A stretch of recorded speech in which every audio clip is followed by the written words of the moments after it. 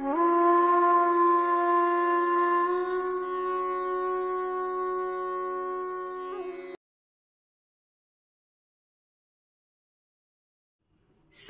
बालपण. राजकुमारी दुर्गावतीचे लहानपणीचे अनेक धाडसाचे आणि शौर्याचे प्रसंग आहेत. काही प्रसंग आज आपण इथे पाहूया. दुर्गावती लहानपणापासूनच सुंदर, सुशील आणि साहसी कन्या होती.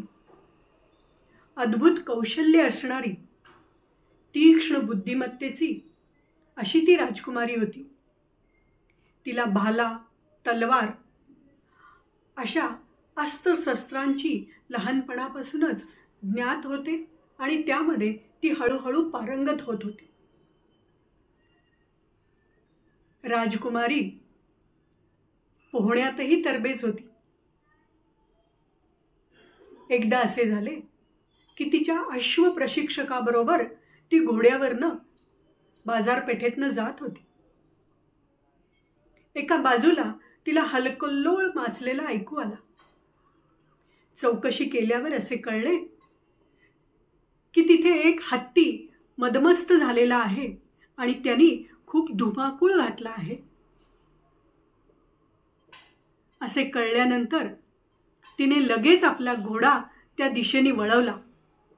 भरधाव घोड्यावर ती तिथे पोहोचली. तोपर्यंत हत्तीच्या माहुतानी कसाबसा त्या हत्तीला आपल्या काबूमध्ये आणलेला होता. तिथे गेल्यानंतर तिने त्या माहुताला सांगितलं, मला या हत्तीवर सवारी करायची आहे, बसायचं आहे. माहूत म्हणाला, हो राजकन्या, मी दुसरा हत्ती घेऊन येतो, हा पिसाळलेला आहे. पण नाही, तिला त्याच हत्तीवर बसायचं होतं. अतिशय जिद्दी होती ती. तिने काही एक विचार न करता त्या हत्तीच्या समोर जाऊन उभी राहिली आणि त्या हत्तीला खूण केली, खाली बस. आणि तो ताबडतोब हत्ती खाली बसला. त्यांनी अतिशय शांतपणे तिला आपल्या पाठीवर बसू दिलं आणि त्या बाजारपेठेतनं राजकन्येनी फेरफटका मारला. सगळे प्रजाजन अतिशय आश्चर्याने त्याच्याकडे पाहायला लागले. सगळेजण तिला देवी म्हणू लागले. त्या माहुताने सुद्धा तिला अद्भुत राजकन्या म्हणून संबोधले. त्यावेळेला ती म्हणते की हे तर आमचे देव आहेत, यांना कशासाठी घाबरायचं. पुढे एका प्रसंगामध्ये ती बाण चालवायला शिकत होती आणि त्याच वेळेला आकाशामध्ये गरुड पक्षाने बाज पक्षावर झडप घातली आणि तो त्याची शिकार करू लागला. प्रचंड झटापट हवेमध्येच त्यांना पाहायला मिळू लागली. राजकन्येने ताबडतोब आपला बाण त्या दिशेने वळवला आणि अचूक असा निशाणा लावला. तिच्या भात्यातनं जो तो बाण सुटला तो बरोबर गरुडाच्या मानेत जाऊन लागला. त्या क्षणाला तो गरुड पक्षी खाली पडला. तिच्या प्रशिक्षकांना अतिशय कौतुक वाटलं तिचं आणि तिचे जे प्रशिक्षक होते ते म्हणाले, विद्यार्थी गुरुपेक्षाही श्रेष्ठ आहे.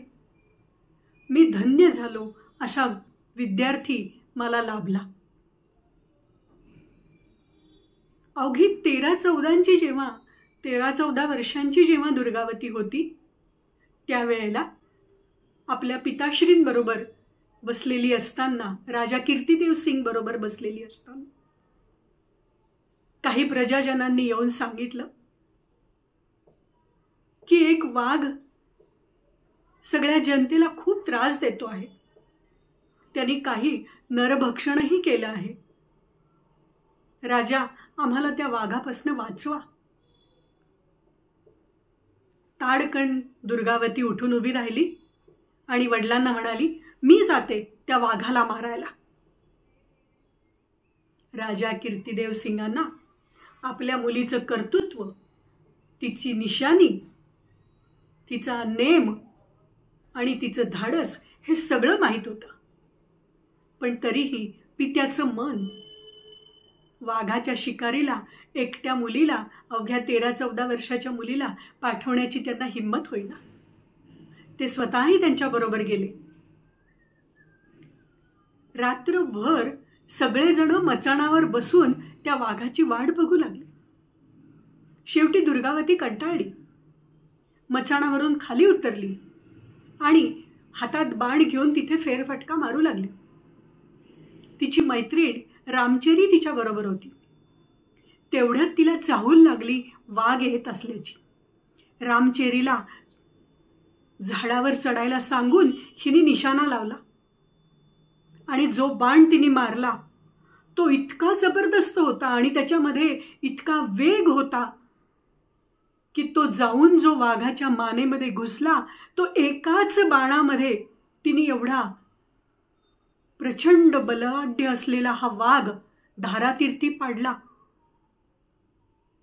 तो सगळा आवाज ऐकून, तो कल्लोळ ऐकून राजा आणि सहकारी सगळे खाली उतरून आले आणि बघितलं तर काय, हा वाघ धारातीर्थी पडलेला आहे, गतप्राण झालेला आहे. आणि अशी ही अवघ्या 13-14 वर्षाची बाल दुर्गावती अत्यंत धाडसी आणि महाप्रतापी होती. जय मा दुर्गावती.